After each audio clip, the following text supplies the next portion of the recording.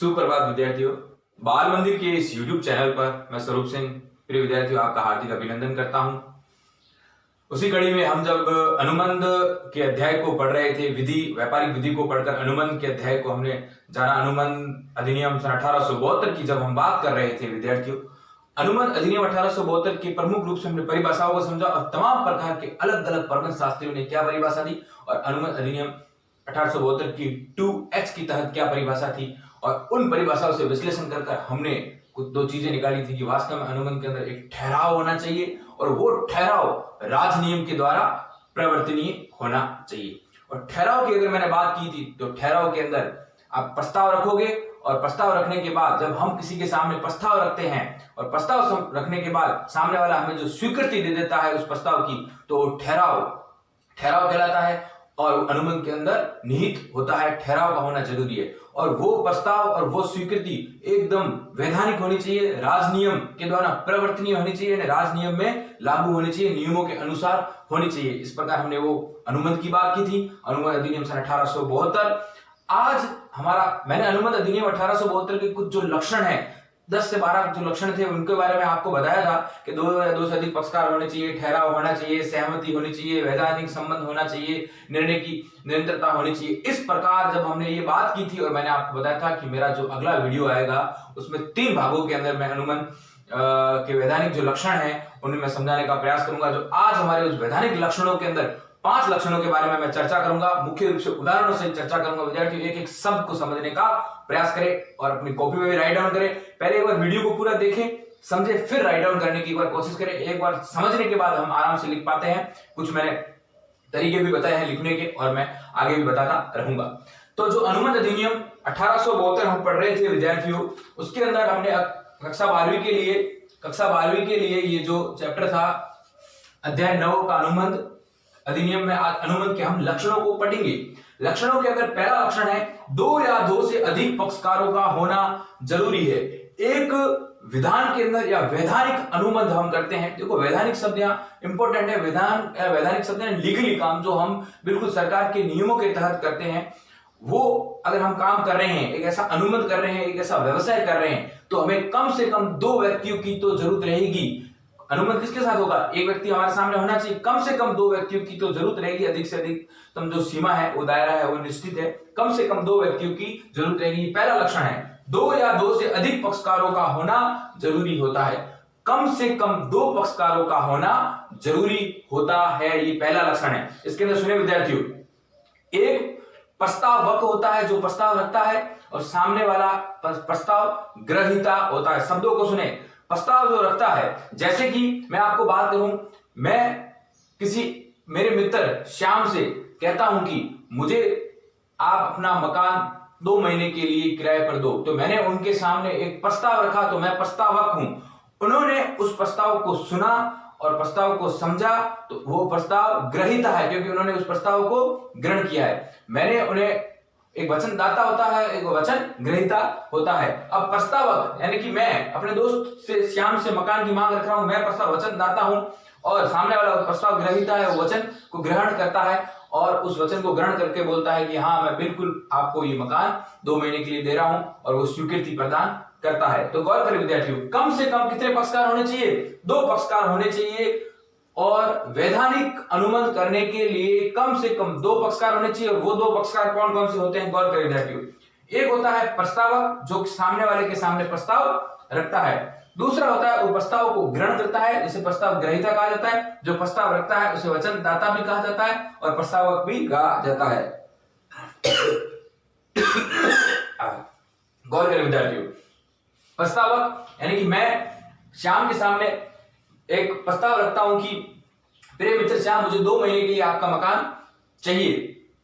तो ये श्याम इस वचन को, इस प्रस्ताव को सुनता है, इस प्रस्ताव को सुनकर उस प्रस्ताव को ग्रहण करता है, तो वही प्रस्ताव ग्रहीता कहलाएगा। यानी एक पक्षकार हो गया प्रस्तावक, दूसरा पक्षकार हो गया प्रस्ताव ग्रहीता। प्रस्तावक को वचनदाता भी कहा जाता है और इसे प्रस्ताव ग्रहीता को वचन ग्रहीता भी कहा जाता है। ये प्रस्ताव इसके सामने रखता है और ये प्रस्ताव ग्रहीता इस प्रस्ताव को समझकर, इस प्रस्ताव को सुनिश्चित कर करके वास्तव में ये प्रस्ताव मेरे सामने जो रखा गया है बिल्कुल फायदेमंद है, बिल्कुल वैधानिक है, और मैं इसकी स्वीकृति अगर ये इसको दे देता है वापिस कि हाँ आप रख सकते हो, तो ये एक ठहराव बन जाता है।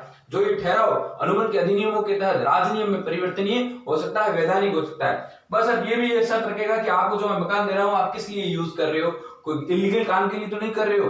जब ये प्रस्ताव कहता है कि मुझे कोचिंग संस्थान चलानी है और मैं आपको 2 महीने का किराया दे दूंगा, तो बिल्कुल ये प्रस्ताव ग्रहीता उस प्रस्ताव को स्वीकार करता है, स्वीकार कर उन्हें स्वीकृति दे देता है, क्योंकि ये वैधानिक कार्य है। वैधानिक कार्य में कोई भी इसमें आडम्बरता नहीं आनी चाहिए और ये ठहराव बन जाता है। इस प्रकार कम से कम कितने पक्षकार होने चाहिए? 2 पक्षकार। जो प्रस्ताव रखता है उसे प्रस्तावक कहा जाता है या फिर वचनदाता भी कहा जाता है, क्योंकि 2 महीने पूरे होते ही ये मकान उसे वापस दे देगा, इसने उस सामने वाले व्यक्ति से वचन किया है। और सामने वाला व्यक्ति प्रस्ताव ग्रहीता कहलाता है क्योंकि प्रस्ताव को ग्रहण करता है, और इसे वचन ग्रहीता भी कहा जाता है। तो आप लिख सकते हैं कि 2 या 2 से अधिक पक्षकारों का होना से हमारे तात्पर्य है कि कम से कम एक वैधानिक अनुबंध के लक्षण होते हैं कि 2 या 2 से अधिक पक्षकार आवश्यक है। जो प्रथम पक्षकार होता है, एक पक्षकार को प्रस्तावक कहा जाता है, जिसे वचनदाता भी कहते हैं क्योंकि ये वचन करता है। दूसरा प्रस्ताव ग्रहीता होता है, उसे वचन ग्रहीता भी कहा जाता है क्योंकि वो प्रस्ताव को ग्रहण कर फिर स्वीकृति प्रदान करता है कि वास्तव में मैं इस प्रस्ताव से संतुष्ट हूं और मैं स्वीकृति देता हूं। इस प्रकार 2 या 2 से अधिक पक्षकारों का होना जरूरी। अगर उदाहरण की हम बात करें, 2 या 2 से अधिक पक्षकारों का होना अगर हम बात करें तो 2 पक्षकारों का होना जरूरी है, नहीं तो अनुबंध नहीं होता। जैसे हम बात करते हैं कोई शादी है उसमें वर और वधू का होना जरूरी है। अगर वर है और वधू नहीं है तो वो अनुबंध कैसे हो सकता है उनके बीच में वो शादी कैसे हो सकती है? उदाहरण के तौर पर समझे, एक अगर मैंने उदाहरण जैसे कि मकान किराए पे ले रहा है तो एक मकान मालिक का होना जरूरी है और मकान किराएदार का होना जरूरी है। अगर जब हम कहीं बीमा करवाते हैं तो एक बीमित, जो हम बीमित होते हैं पैसे देकर, और एक बीमा करता जो सामने वाला हमारा बीमा करता है, जैसे LIC बीमा करता है और हम बीमित है। एक एजेंट का भी होता है बीच में, जब हम बीमा कराते हैं तो एक बीमित का होना जरूरी है और सामने वाला बीमा करता है LIC है उसका होना जरूरी है। 2 पक्षकारों का होना जरूरी है। तो ये 2 या 2 से अधिक पक्षकारों का होने से ये तात्पर्य है विद्यार्थियों। अगला बिंदु ठहराव का होना। विद्यार्थियों ठहराव का होना भी जरूरी है, और मैंने आपको बताया ठहराव कब उत्पन्न होता है, जब एक पक्षकार, ये प्रस्तावक वचनदाता किसी के सामने प्रस्ताव रखता है और सामने वाला प्रस्ताव ग्रहीता उस प्रस्ताव को स्वीकृत कर देता है, स्वीकृत कर उस सामने वाले को सूचित कर देता है कि ये प्रस्ताव आपका स्वीकृत है और मैं इस प्रस्ताव के अनुसार चलने के लिए तैयार हूं। जब एक पक्षकार प्रस्ताव रखता है और दूसरा पक्षकार उस प्रस्ताव को स्वीकृत करता है तो ये ठहराव बन जाता है, और वो ठहराव राजनियम के द्वारा परिवर्तनीय होना चाहिए। तो ठहराव का होना, विद्यार्थी गौर करें, ठहराव का होने से हम एक दूसरी बात, इस ठहराव के होने के अंदर, जैसे कि मैं उसको उदाहरण से समझाऊंगा, एक बार आप समझे। ठहराव का होना वेद अनुबंध का निर्माण होता है। कब होता है? जब ये ठहराव 2 पक्षकारों के बीच ठहराव होना चाहिए। 2 पक्षकारों के बीच में क्या होना चाहिए? ठहराव होना चाहिए। तो ये वेद अनुबंध का निर्माण करता है। कैसा अनुबंध होगा? वेद होगा, लीगली होगा, जब 2 पक्षकारों के बीच में ठहराव होगा। अब ठहराव क्या है, मैंने आपको पहले ही समझाया। ठहराव से तात्पर्य है कि एक पक्षकार प्रस्ताव रखता है, दूसरा पक्षकार उस प्रस्ताव की स्वीकृति देता है। जैसे इसने इसके सामने प्रस्ताव रखा, इसने इस प्रस्ताव को समझा और इसको वापिस क्या दे दी? स्वीकृति दे दी। कि बिल्कुल जैसे कि मैंने उस अपने मित्र श्याम के सामने प्रस्ताव रखा था कि मुझे 2 महीने का मकान चाहिए, और इस श्याम ने उस 2 महीने के मकान की स्वीकृति प्रदान मुझे वापिस यहाँ कर दी, तो हमारे बीच में ठहराव हो गया। यदि 2 पक्षकार, एक बात सुने, इसके अंदर एक बात है कि ठहराव कैसे होगा? जब एक पक्षकार दूसरे पक्षकार के सामने प्रस्ताव रखेगा और दूसरा पक्षकार स्वीकृति प्रदान कर लेगा, तो ये ठहराव है। मगर एक ही समय एक ही स्थान पर जब कोई एक व्यक्ति किसी दूसरे के सामने प्रस्ताव रखता है और दूसरा व्यक्ति भी उसके सामने एक और प्रस्ताव रखता है, तो वो ठहराव नहीं कहलाएगा, वो प्रति प्रस्ताव कहलाएगा। जैसे सुने, एक साथ एक ही समय पर एक ही वस्तु ऐसी एक ही क्रमशः क्रय तथा विक्रय हेतु प्रस्ताव करते हैं तो ठहराव ना होकर ये प्रति प्रस्ताव हो जाता है। जैसे एक ही समय एक ही स्थान पर एक ही वस्तु का, जैसे मैंने आपके सामने बोला, मेरा कोई दोस्त था, उसको मैंने बोला मैं आपको ये पेन देता हूं और आप मुझे इस उपलक्ष्य में आप वाला वो पेन जो इसी कैटेगरी का वो मुझे दीजिए। तो ये एक मेरे सामने, मैंने उसके सामने ना कोई प्रस्ताव रखा है और ना उसने मुझे कोई स्वीकृति दी है, ये प्रति प्रस्ताव हुआ। क्या हुआ? ये ठहराव नहीं हुआ। एक ही साथ एक ही समय पर एक ही वस्तु के क्रमशः क्रय, खरीदना तथा बेचने हेतु जो प्रस्ताव रखे जाते हैं वो ठहराव ना होकर क्या कहलाते हैं? प्रति प्रस्ताव। क्योंकि मैंने उसके सामने एक प्रस्ताव रखा कि मैं आपको ये पेन देता हूं तो आप मुझे वो पेन दो, तो सामने वाले बोला कि हाँ अगर आप मुझे ये पेन दे रहे हो तो मुझे भी आपको वो वाला पेन देना पड़ेगा। यानी आपस में क्या हुआ, एक दूसरे ने एक दूसरे के सामने प्रति प्रस्ताव रख दिया और ये ठहराव ना होकर क्या कहलाया? प्रति प्रस्ताव कहलाया। उदाहरण के तौर पर अगर मैं बात कहूं तो ठहराव कैसे होता है कि ये राम है और ये रावण है। गौर करें विद्यार्थियों, राम ने रावण से लंका मांगी, राम ने रावण से लंका मांगी, तो रावण ने इस प्रस्ताव को स्वीकार किया और इसके बदले रावण ने लंका दे दी और राम ने लंका के बदले 1 लाख रुपए दे दिए। कितने रुपए दे दिए? 1 लाख रुपए दे दिए। राम ने रावण के सामने प्रस्ताव रखा कि मुझे आपकी लंका चाहिए। रावण ने उस प्रस्ताव को स्वीकार किया और उस प्रस्ताव को स्वीकार तब किया जब राम ने उस लंका के बदले 1 लाख रुपए दिए। तो रावण को उस लंका के बदले कितने रुपए मिले? 1 लाख रुपए मिले, 1 लाख प्रतिफल मिला। इस प्रस्ताव रखा, प्रस्ताव की स्वीकृति मिली और स्वीकृति के दौरान रावण को 1 लाख रुपए का प्रतिफल मिला। इसके अंदर प्रतिफल होना निश्चित है, प्रतिफल जरूरी है। प्रतिफल के पक्ष में कितने रुपए मिले? 1 लाख रुपए मिले। तो सामने जो प्रस्ताव रखा गया उस प्रस्ताव की स्वीकृति मिली। स्वीकृति क्यों मिली? क्योंकि रावण को 1 लाख रुपए दिए गए उस लंका के। तो ये एक ठहराव कहलाया। बिल्कुल ये राजनियम के द्वारा परिवर्तनीय है, उनके बीच में ये अनुबंध हुआ। अगर राम किसी लंका की बात रखता और रावण वापिस इसके सामने उसी वस्तु के बारे में उसकी अयोध्या की मांग रख लेता कि मुझे पूरी अयोध्या दे दो, तो ये एक प्रति प्रस्ताव हो जाता, ये एक ठहराव नहीं होता। राम ने लंका की मांग रखी, रावण ने लंका को दे दिया, मगर 1 लाख रुपए लिए वो प्रतिफल था, वो ठहराव कहलाया। ये ठहराव का होना जरूरी होता है। विद्यार्थियों गौर करें, एक एक उदाहरण से समझने का प्रयास करें ताकि आप आराम से समझ सकते हैं। तो वेद अनुबंध का निर्माण कब होगा? जब 2 पक्षकारों के बीच में ठहराव होगा। ठहराव का मतलब है एक प्रस्ताव रखेगा तो दूसरा उस प्रस्ताव को स्वीकार कर प्रतिफल लेकर उसे स्वीकार कर लेगा, प्रतिफल जरूर लेगा। तो ये होता है ठहराव। मगर एक ही समय एक ही स्थान पर किसी वस्तु की मांग करना और सामने वाला भी उसी सेम वस्तु की मांग करना, ये एक ठहराव नहीं है, ये प्रति प्रस्ताव है। गौर करें विद्यार्थियों, ध्यान दें। अगला बिंदु, पक्षकारों में अनुबंध करने की क्षमता होनी चाहिए। एक वैधानिक अनुबंध करने के लिए, एक वैधानिक अनुबंध या व्यवसाय करने के लिए जब हम अनुबंध करते हैं, कोई भी व्यवसाय करते हैं, कोई भी व्यापार का संचालन करते हैं, हम अनुबंध करते हैं। अब अनुबंध जब हम कर रहे हैं तो पक्षकारों में बिल्कुल एक अनुबंध करने की एक क्षमता होती है, एक कैपेसिटी होती है, मापदंड होते हैं, वो होने चाहिए। पक्षकारों में अनुबंध करने की क्षमता, क्षमता से क्या तात्पर्य? पक्षकार में अनुबंध करने की क्षमता से हमारा तात्पर्य है कि वो पक्षकार मानसिक रोग से पीड़ित ना हो, दिवालिया घोषित ना हो, बीमार ना हो, पागल ना हो। इस दृष्टि से अगर वो है तो वो अनुबंध नहीं कर सकता। और वैधानिक रूप से एक आयु निश्चित की गई है, जो वैधानिक आयु होती है जिसे वयस्कता कहते हैं, वयस्क आयु कहते हैं, 18 वर्ष का होना जरूरी है। 18 वर्ष से कम व्यक्ति अनुबंध कर लेता है धोखाधड़ी से, फिर वो किसी के पक्ष में बाध्य नहीं होता है, कानून उस पर बाध्यता नहीं लगा सकती है क्योंकि वो 18 वर्ष से कम था। तो इसलिए गौर करें, कोई भी अनुबंध करते वक्त उसमें अंदर क्षमता के अंदर वो 18 वर्ष का व्यक्ति हो, वो पागल नहीं हो, वो मानसिक मंदित नहीं हो, वो देवालिया घोषित नहीं हो। अगर किसी देवालिया के साथ हम अनुबंध करेंगे तो वो तो पहले से देवालिया बैड हैबिट्स है, तो हम उसके साथ क्या अनुबंध कर सकेंगे? हम उसे किस प्रकार कानून से बाध्यता करवा सकेंगे? क्योंकि उसे तो कानून ने सर्टिफिकेट दे रखा है देवालियापन का। तो गौर करें, अनुबंध करने के लिए एक दो पक्षकार जो भी अनुबंध कर रहे हैं उन पक्षकारों में ये कैपेसिटी, ये क्षमता होनी चाहिए। क्या क्षमता होनी चाहिए, हम वापस बात करते हैं। पक्षकारों में अनुबंध करने की क्षमता हो, क्षमता से ये तात्पर्य है कि उनमें वयस्क हो। वो क्या हो? वयस्क हो। वयस्क की जो आयु निर्धारित की गई है वो 18 वर्ष की आयु निर्धारित की गई। 18 वर्ष का व्यक्ति वयस्क कहलाता है। वो जो भी कुछ इलीगल कार्य करता है तो कानून के अंदर वो बाध्य होता है।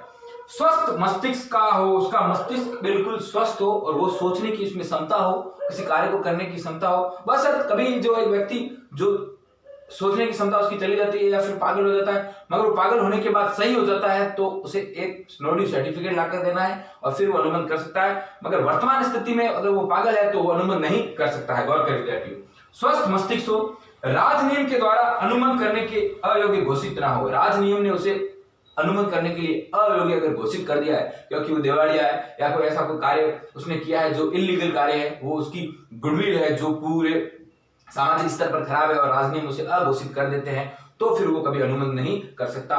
तो बिल्कुल विद्यार्थी गौर करना है कि उसके अंदर ये योग्यता होनी चाहिए। अगर ये योग्यता नहीं है और ये योग्यता लागू है तो इस प्रकार से अनुमत नहीं कर सकता। यानी कि 18 वर्ष से अगर कम है तो अनुमत नहीं कर सकता। 18 वर्ष का होना चाहिए, स्वस्थ मस्तिष्क का होना चाहिए, दिवालिया नहीं होना चाहिए, पागल नहीं होना चाहिए। गौर करें विद्यार्थी। अगला बिंदु है सहमति। विद्यार्थियों सहमति से ये तात्पर्य है कि सभी पक्षकारों में जो बीच में जो ठहराव करते हैं, जैसे कि मैंने अपने राम ने जैसे रावण के सामने लंका लेने की बात की और लंका रावण ने उसको सहमति प्रदान की, 1 लाख रुपए में उस रावण ने उसे लंका दे दी, तो उनके बीच में एक सहमति हुई। सहमति होना जरूरी है। जिस प्रकार सहमति अगर नहीं होगी, जैसे कि रीटा गीता को बोलती है कि आप मुझे तेरा ब्यूटी पार्लर दे दे, मैं तुझे 50,000 रुपए दे दूंगी, और गीता कहती है कि बिल्कुल मेरा ब्यूटी पार्लर आप ले लो और मुझे 50,000 रुपए दे दो। तो दोनों के बीच में एक सहमति प्रदान हुई है। सहमति के बिना अनुमत नहीं हो सकता। तो पक्षकारों में ठहराव की प्रत्येक बात के लिए समान भाव से सहमति होनी चाहिए। जो भी बात हो रही है, कोई भी एक ऐसा व्यवसाय प्रारंभ कर रहे हैं तो हमारे बीच में एक सहमति होनी चाहिए। जैसे कि मैं आपको उदाहरण देता हूं कि 2 अध्यापकों ने एक अनुबंध किया। अनुबंध ये किया कि एक अध्यापक का मकान था और दूसरे अध्यापक ने बोला कि इस मकान के अंदर मैं पढ़ाऊंगा, मेरे में पढ़ाने का एक स्किल है और मैं पढ़ाने के बाद जो भी अपना पैसा आएगा वो हम आधा आधा बांट लेंगे। तो हमारे बीच में हर एक चीज में एक सहमति होनी जरूरी है। सहमति के बिना अनुमत नहीं होता है। तो ये जो बिंदु है, चौथा बिंदु, पक्षकारों में ठहराव कि प्रत्येक बात के लिए जो ठहराव किया जाता है, प्रस्ताव रखा जाता है और प्रस्ताव के बाद वो स्वीकृति दी जाती है, उसमें सहमति के भाव होना जरूरी है, तो ही वो अनुबंध कहलाएगा, नहीं तो नहीं कहलाएगा। अब अंतिम बिंदु, 5वां बिंदु आज के लेक्चर के लिए, वैधानिक संबंध स्थापित करने की इच्छा होनी चाहिए।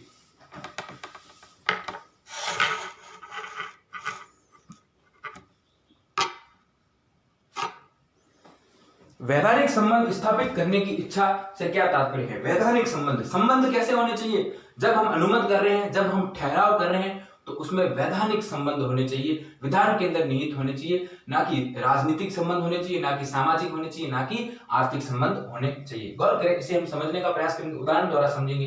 देखो, वैधानिक संबंध स्थापित करने की इच्छा होनी चाहिए और इरादा होना चाहिए।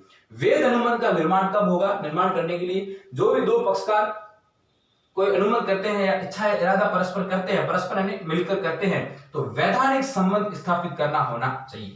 देखो विद्यार्थियों, वैधानिक संबंध स्थापित करने से क्या तात्पर्य है? वैध अनुबंध का निर्माण करने के लिए 2 पक्षकार जब कोई भी एक अनुबंध करते हैं, ठहराव करते हैं, जो एक इरादा करते हैं, एक इच्छा रखते हैं, जो इच्छा वो रख रहे हैं परस्पर, वो वैधानिक संबंध स्थापित करने की होनी चाहिए। उनके दिमाग में ये होना चाहिए कि हम जो अनुबंध कर रहे हैं ये विधान के अंदर निहित है और हम में से कोई भी अगर किस प्रकार की भी कोई गलती करता है तो कानून की दृष्टि से हम बाध्य हैं। उनके दिमाग में होना चाहिए ये विधान के अंदर निहित है। किसके अंदर निहित है?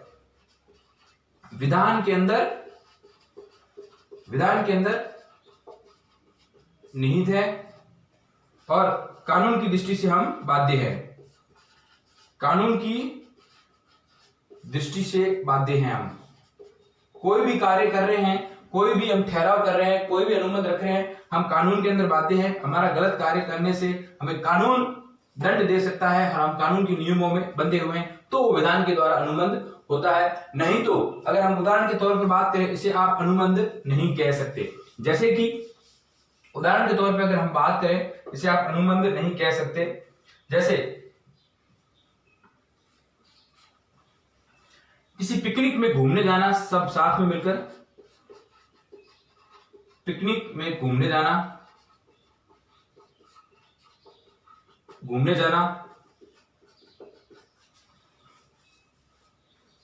साथ में मिलकर होटल में भोजन करने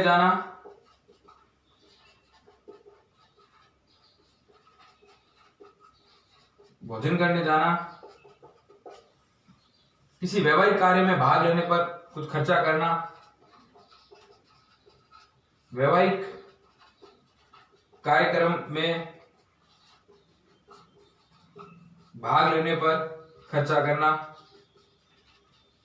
ये सब अनुबंध नहीं है। गौर करें विद्यार्थियों, हम सब मिलकर किसी पिकनिक में घूमने गए विद्यार्थी 10 से 12 जन मिलकर घूमने गए, उसमें से एक व्यक्ति ने उस पिकनिक का पूरा खर्चा उठा लिया। अब जो उसने खर्चा उठा लिया तो बाकी वाले जो उसके साथ में हैं वो 1 भी रुपया नहीं दे रहे हैं और मना करेगा हमको पैसा नहीं देंगे। और ये एक व्यक्ति कोर्ट के दावा पेश करता है कि मैं इन्हें पिकनिक घुमाने लेके गया और इन्होंने मुझे 1 भी रुपया मुझे नहीं दे रहे। तो ये वैधानिक संबंध स्थापित नहीं हो रहा है, ये एक सामाजिक, एक राजनीतिक और एक आर्थिककरण का एक संबंध है, जिससे कोई लेना देना नहीं है इस अनुबंध से। अब एक ने अगर पैसा दे दिया, सब साथ में मिलकर गए और शायद उनमें एक बात होगी कि इस व्यक्ति ने बोला होगा कि मैं अकेला पैसे दे दूंगा और फिर इस व्यक्ति के दिमाग में आया कि सबसे पैसे लेने चाहिए और इस बाकी वाले सबने मना कर दिया और ये व्यक्ति कोर्ट के अंदर चला गया। तो कोई वैधानिक संबंध स्थापित नहीं है, कोई इनके बीच में कोई ऐसा ठहराव नहीं है, कोई ऐसा लिखित प्रमाण नहीं है।